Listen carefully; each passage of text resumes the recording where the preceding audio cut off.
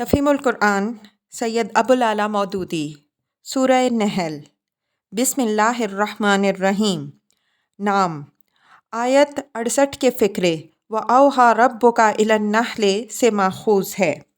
یہ بھی محض علامت ہے نہ کہ موضوع بحث کا عنوان۔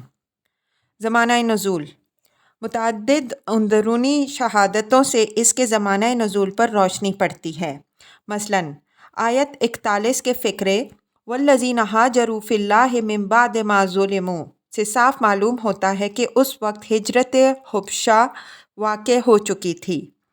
آیت 106 من کفر باللہ من بعد ایمانہ الی الآیہ سے معلوم ہوتا ہے کہ اس وقت ظلم و ستم پوری شدت کے ساتھ ہو رہا تھا، اور یہ سوال پیدا ہو گیا تھا کہ اگر کوئی شخص ناقابل برداشت اذیت سے مجبور ہو کر کلمہ کفر کہہ بیٹھے تو اس کا کیا حکم ہے۔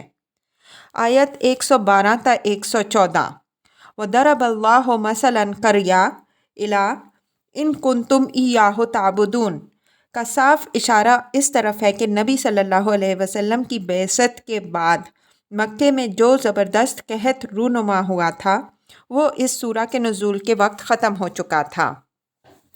اس سورہ میں آیت 115 ایسی ہے جس کا حوالہ سورہ انعام آیت 119 میں دیا گیا ہے، اور دوسری آیت 118 ایسی ہے جس میں سورہ انعام کی آیت 146 کا حوالہ دیا گیا ہے۔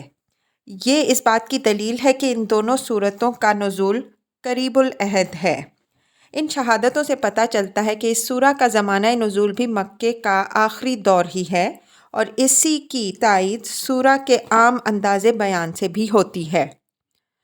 موضوع اور مرکزی مضمون شرک کا ابطال، توحید کا اثبات، دعوت پیغمبر کو نہ ماننے کے برے نتائج پر تنبیہ و فہمائش، اور حق کی مخالفت و مزاحمت پر زجر و توبیخ۔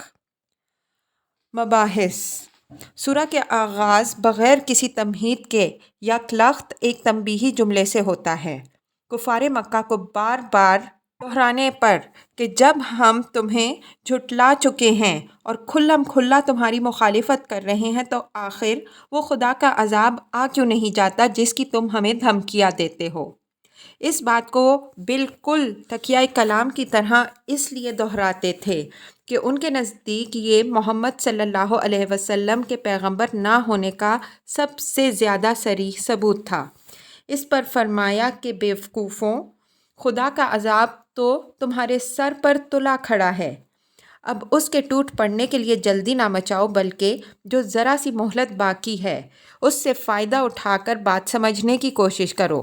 اس کے بعد فوراً ہی تفہیم کی تقریر شروع ہو جاتی ہے، اور حسب ذیل مضامین بار بار یکے بعد دیگرے سامنے آنے شروع ہو جاتے ہیں۔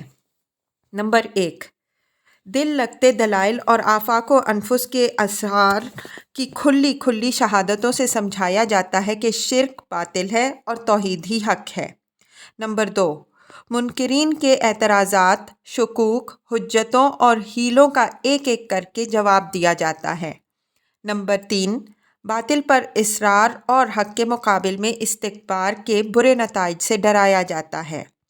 نمبر 4 ان اخلاقی اور عملی تغیرات کو مجمل مگر دلنشیں انداز میں بیان کیا جاتا ہے جو محمد صلی اللہ علیہ وسلم کا لایا ہوا دین انسانی زندگی میں لانا چاہتا ہے، اور اس سلسلے میں مشرکین کو بتایا جاتا ہے کہ خدا کو رب ماننا جس کا انہیں دعویٰ تھا محض خالی خولی مان لینا ہی نہیں ہے، بلکہ اپنے کچھ تقاضے بھی رکھتا ہے جو عقائد، اخلاق اور عملی زندگی میں نمودار ہونے چاہئیں۔